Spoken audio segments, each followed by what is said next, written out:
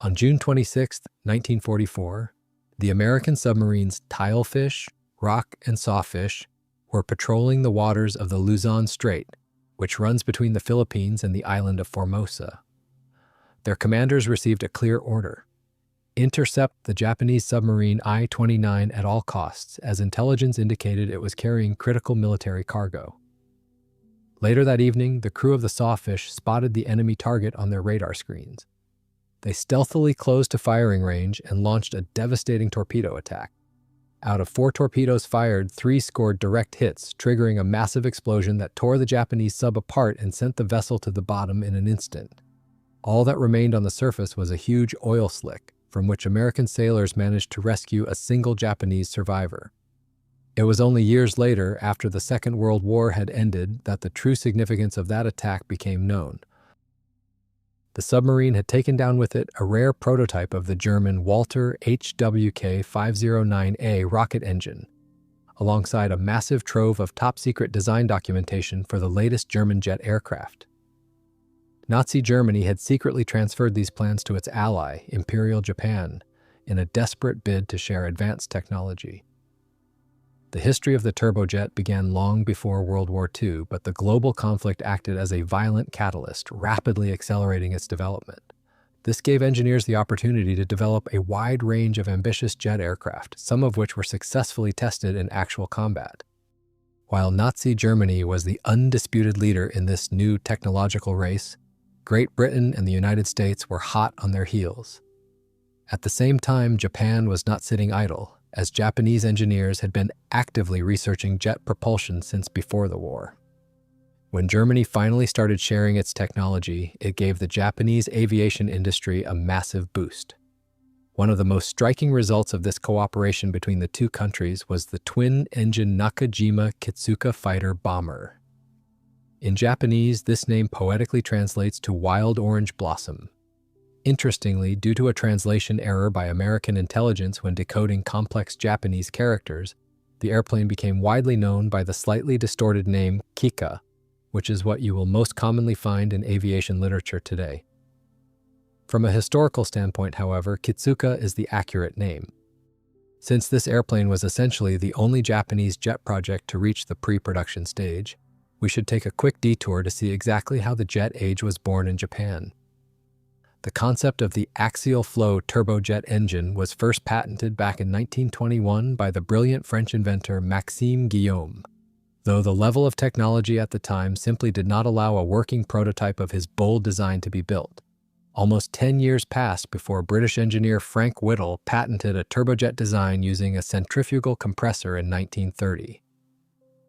Working completely independently from his British counterpart, German physicist Hans von Ohain created his own unique jet engine design in 1933.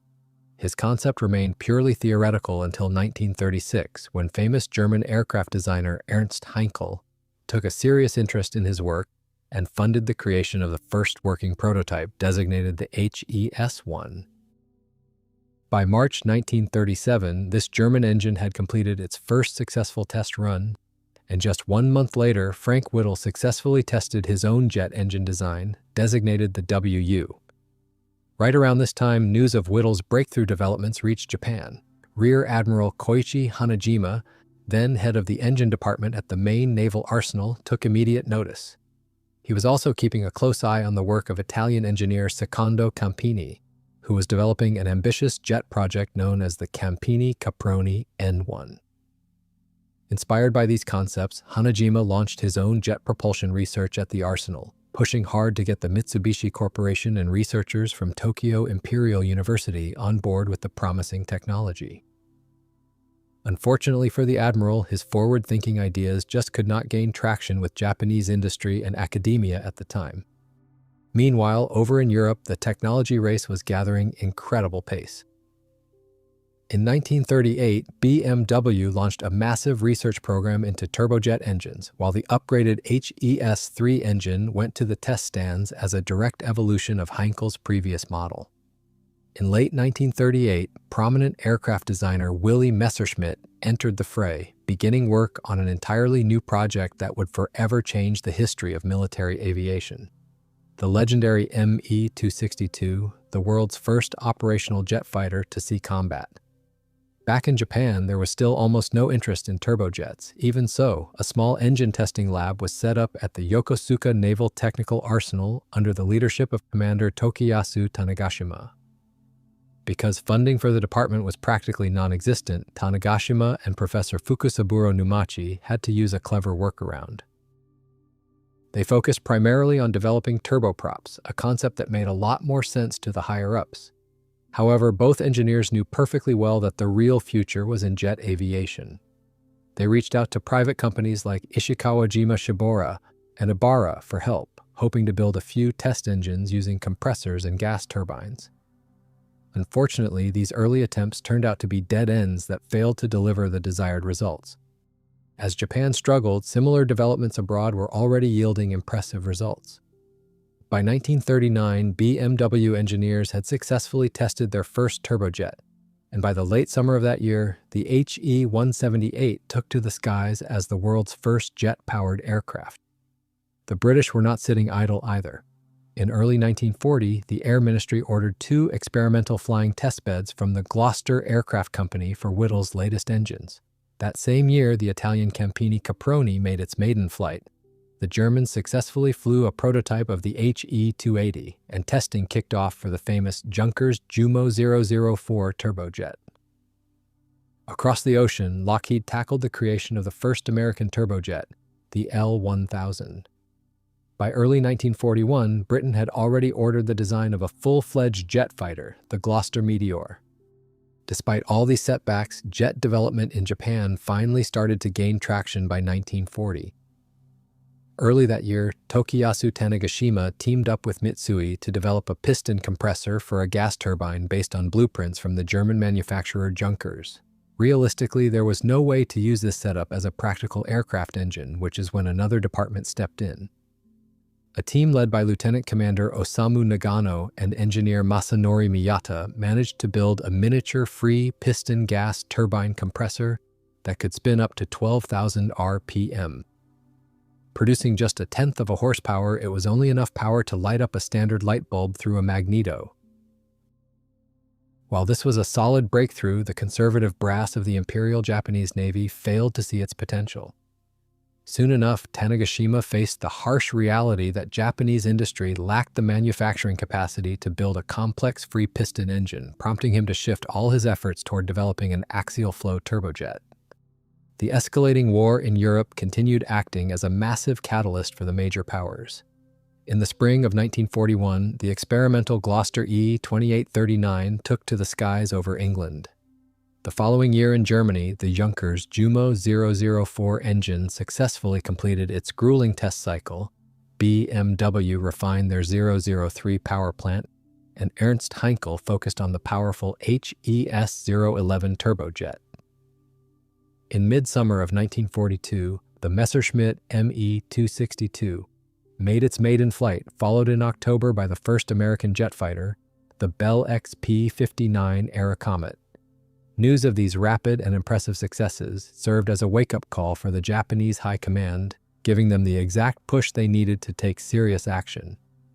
Work resumed in 2 entirely different directions with unprecedented momentum.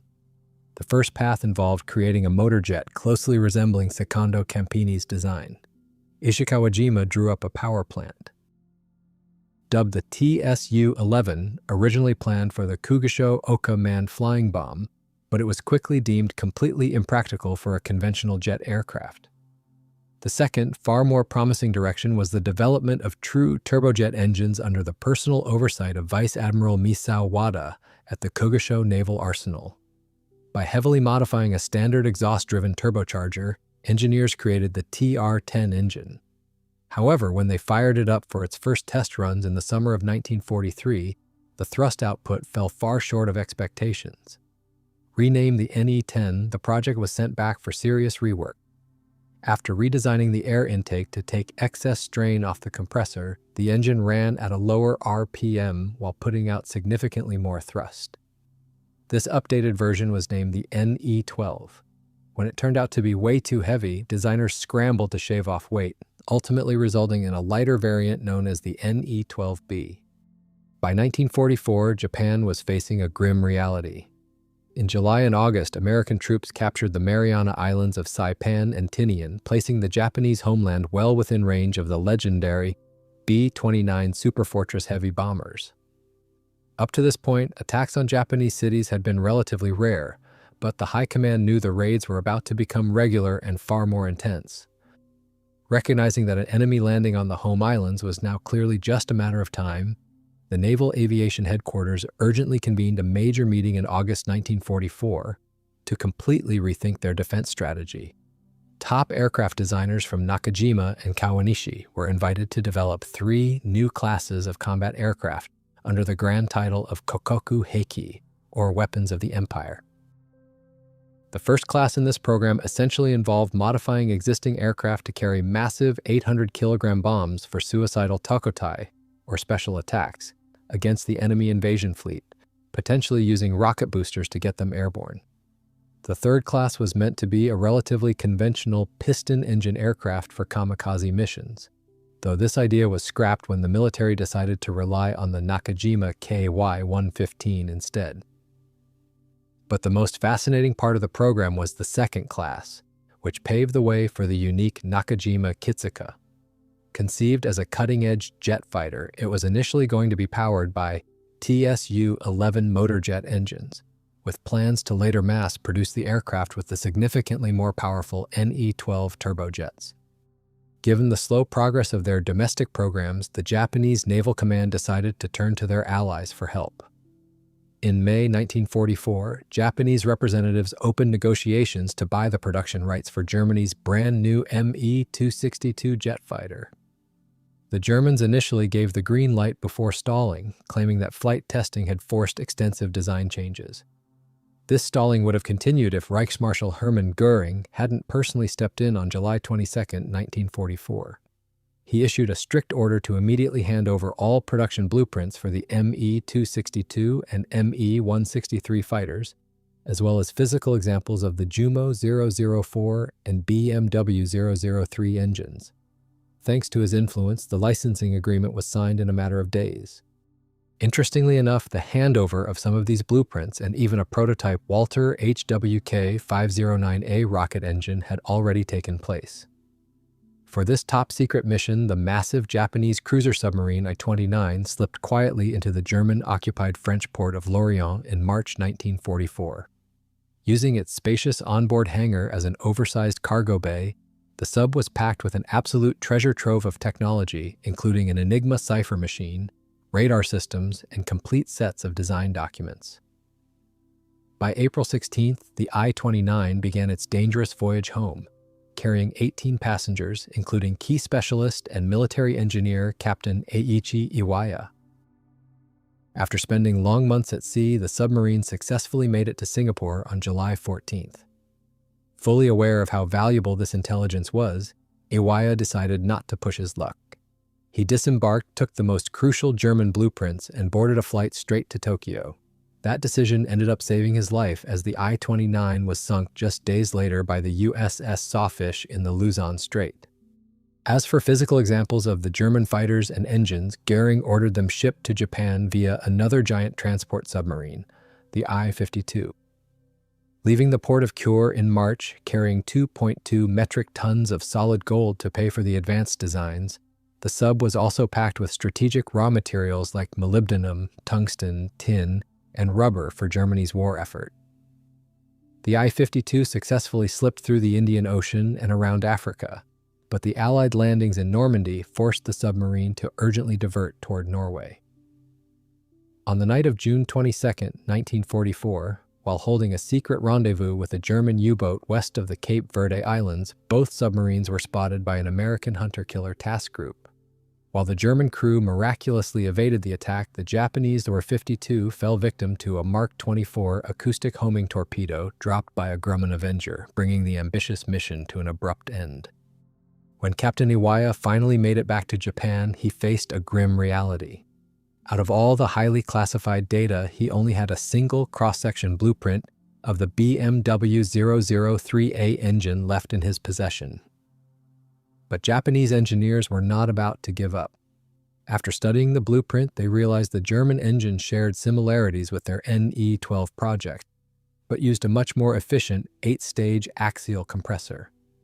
Painfully aware that German jet technology was far ahead of their own, Japanese leadership diverted all available resources to reverse engineer their own version of the BMW 003A. They brought in 4 major corporations to tackle the ambitious project, splitting the development. Ishikawajima Shibaura took on the NE-130, Nakajima started work on the NE-230, Mitsubishi began designing the NE-330, and the Kugisho Naval Arsenal focused entirely on the NE-20. Following an August meeting with Navy officials, Nakajima chief designer Kenichi Matsumura and his colleague Kazuo Ono put together sketches for a new secret project, given the grandiose title Imperial Weapon No. 2, internally codenamed Maru-10. Because Iwaya had miraculously memorized the German jet inside and out, the proposed design leaned heavily on the silhouette of the ME-262. Betting heavily on kamikaze missions, the initial design lacked landing gear and was meant to launch from a custom catapult using powerful solid rocket boosters. Because the older NE-12 engine burned through fuel at an incredible rate, the estimated range was a mere 127 miles, with a top speed expected to hit 397 miles per hour. The only payload was a massive bomb mounted under the fuselage, and the wings were designed to fold so the compact jet could be easily hidden inside mountain caves and narrow tunnels. By October 8th, military officials had ordered a full-scale wooden mock-up from Nakajima plant director Kazuo Yoshida, demanding it be fully ready for inspection by the end of the month. Confidently promising that the NE-12 engine would be ready by November, the Navy placed an immediate order for the aircraft. Taking them at their word, Nakajima's engineers managed to build 30 airframes by the end of December. However, this frantic pace quickly backfired as they found a host of flaws demanding immediate rework. Complicating matters was a catastrophic shortage of crucial materials, forcing engineers to constantly scramble for inferior substitutes, which triggered even more delays on the assembly line. Meanwhile, at the Kugisho Research Center, development of the new NE-20 turbojet was moving full steam ahead. Due to severe shortages of high-quality materials, engineers had to settle for alloys that fell far short of German standards, a compromise that became the root cause of numerous technical failures. Though slightly smaller than the BMW 003A and featuring 12 fuel injectors instead of 16, the engineering team managed to finalize the NE-20's design by December. Around the same time, the Naval Aviation Headquarters drastically revised the production schedule and altered the operational requirements for the new aircraft.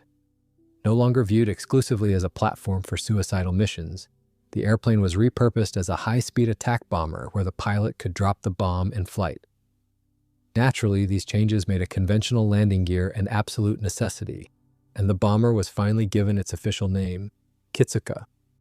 The new technical specs demanded a wingspan of just under 17.5 feet when folded, a maximum length of about 31 feet, and a height of just over 10 feet. Powered by 2 turbojets, it was expected to reach 319 miles per hour carrying an 800-kilogram bomb, though a lighter 500-kilogram bomb extended its combat radius to 173 miles. Landing speed was calculated at a manageable 92 miles per hour. To get airborne, it required a takeoff roll of nearly 1,150 feet, assisted by 2 990-pound thrust rocket boosters. Armor protection was unusually heavy for Japanese standards, featuring 70mm bulletproof glass up front, a 12mm steel backplate, and 22mm multi-layered armor shielding the self-sealing fuel tanks. The cockpit layout was kept free of clutter, featuring basic instruments like a tachometer, altimeter, artificial horizon, and a heated pitot tube. Then came 1945, an absolute disaster for the Japanese Empire. Driven out of Burma and facing devastating B-29 raids on Tokyo, engineers Matsumura and Ono debated replacing the planned NE-12 engines with the brand new NE-20 turbojets. Reaching a compromise, the original NE-12s would power the initial airframes until the NE-20s were fully operational. During the official inspection of the wooden mock-up in late January, military officials noted the Kitsuka would require only about 7,500 man-hours to produce, exactly half the time needed for the legendary Zero fighter. Officials ordered the forward windshield changed to a completely flat glass panel to prevent glare for a new reflector gun sight, and demanded the canopy slide straight back instead of hinging on the side.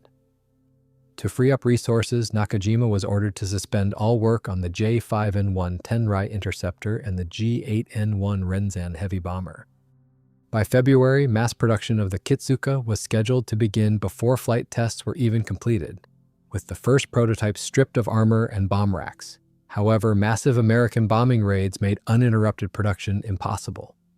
To protect their personnel, all technical staff were urgently evacuated from the main Nakajima plant in Koizumi to the safer city of Sano, forcing the complete dispersal of production into converted textile mills and nondescript buildings scattered across Gunma Prefecture. Amidst this unprecedented destruction, a historic event took place on March 26th inside a secret cave near the Yokosuka base.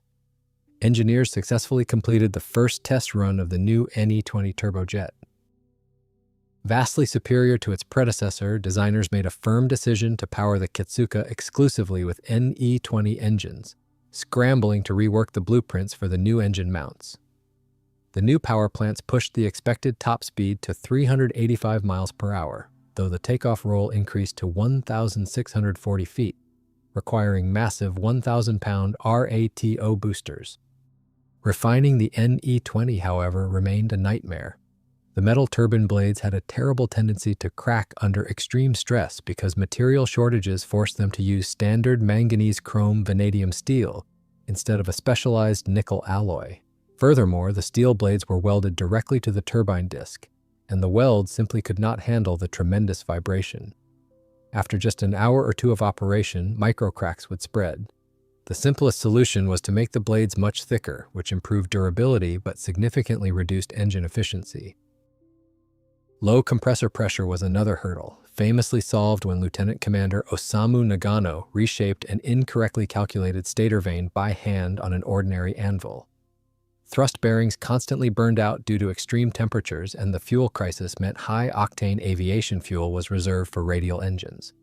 The new jets had to run on a highly specific substitute, a distillate extracted from ordinary pine roots blended with just 20 to 30% gasoline.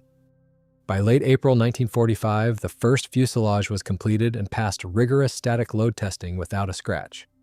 Although the team planned to roll out 24 aircraft by June, they only had 6 finished engines on hand.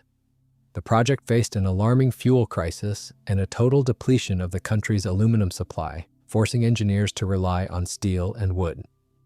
Despite departing from its European inspiration, the Kitsuka was a marvel of desperate engineering. The wings featured a complex geometry with a 13-degree sweep, a 9-degree dihedral, leading edge slats, and slotted flaps to handle extreme wing loading. The tail section was swept upward to keep the horizontal stabilizer clear of scorching exhaust, and the tricycle landing gear was built using beefed-up struts and brakes from the Zero fighter, alongside a nose wheel borrowed from a Ginga bomber. Because conducting initial flight tests at the short Koizumi factory airfield was impossible, and hauling the secret jet 425 miles to Misawa Air Base was a logistical nightmare, the Navy chose Kizurazu Air Base on Tokyo Bay. After arriving, mechanics hit a major setback when a loose nut got sucked into an intake, instantly shredding the compressor blades and forcing a complete engine swap. Ground testing finally wrapped up on August 6, 1945. Tragically, the exact same day Hiroshima was destroyed by an atomic bomb, news of the devastating strike cast a dark shadow over the development team. The very next morning, August 7th, the weather was perfect. To keep the weight under 6,945 pounds, the fuel tanks were only partially filled, providing 16 minutes of flight time, and the rocket boosters were left off. Test pilot Susumu Takaoka took his seat, smoothly advanced the throttles to spool the NE-20s up to 11,000 RPM, and released the brakes. The takeoff roll took just 25 seconds. Speeding down the concrete for nearly 2,400 feet, the Kitsuka smoothly lifted off, securing its place in history as Japan's first jet aircraft. Climbing to 2,000 feet, Takaoka strictly followed orders not to retract the landing gear and stayed below 195 miles per hour. Unnerved by the piercing, smooth howl of the turbojets that offered no familiar auditory feedback, He flew cautiously, terrified of a mid-air flameout. After 11 minutes of flight, he brought the jet down for a smooth landing, reporting absolutely no issues with the revolutionary engines. A second, highly demanding test flight was scheduled for August 11th to test the RATO boosters with a heavy fuel load. With high-ranking military VIPs watching, Takaoka fired up the engines and surged down the runway. Just 4 seconds into the takeoff roll, he ignited the rocket boosters. The massive burst of acceleration was overwhelmingly violent, instantly pitching the nose of the Kitsuka sharply upward and resulting in a severe tail strike against the concrete. The flight controls went completely dead. For 9 agonizing seconds, the boosters burned while Takaoka was helplessly along for the ride. When they finally burned out, the nose slammed violently back down, likely blowing the front tire. Hitting over 103 miles per hour and blowing past the point of no return, Takaoka aborted the takeoff, chopped the throttles, and stood on the brakes. Tragically, the braking system completely failed. Watching the runway vanish, the pilot desperately tried to steer onto a taxiway, but the runaway jet carried too much momentum. It tore across 100 meters of grass and slammed brutally into a deep drainage ditch, shearing the landing gear clean off. The Kitsuka dropped onto its belly and skidded through the dirt, finally coming to a halt on the edge of Tokyo Bay. Though Takaoka survived and the jet miraculously didn't catch fire, the airframe was completely beyond repair. Camera footage later confirmed the dangerous pitch-up effect of the RATO boosters, proving that if the jet had gotten airborne, it would have dropped like a rock and broken apart. But time had run out for deep analysis. On August 15th, Emperor Hirohito ordered a complete halt to the fighting. The Second World War was officially over. The ambitious plans for the Kitsuka never made it off the drawing board. Nakajima, Kyushu, and the Sasebo Naval Arsenal were slated to roll out hundreds of jets, but ultimately, only a single working prototype was ever finished, with 22 others left in various stages of assembly. Japanese designers had developed several variants that never saw combat. One of the most interesting was a 2-seat trainer, crucial for transitioning pilots from props to jets. They also planned to convert some 2-seaters into aerial reconnaissance aircraft equipped with powerful radios. Furthermore, an advanced interceptor variant was in the works, armed with heavy 30mm cannons and powered by the planned NE-130 or NE-330 turbojets. Given the realities of the time, a dedicated kamikaze variant was also developed.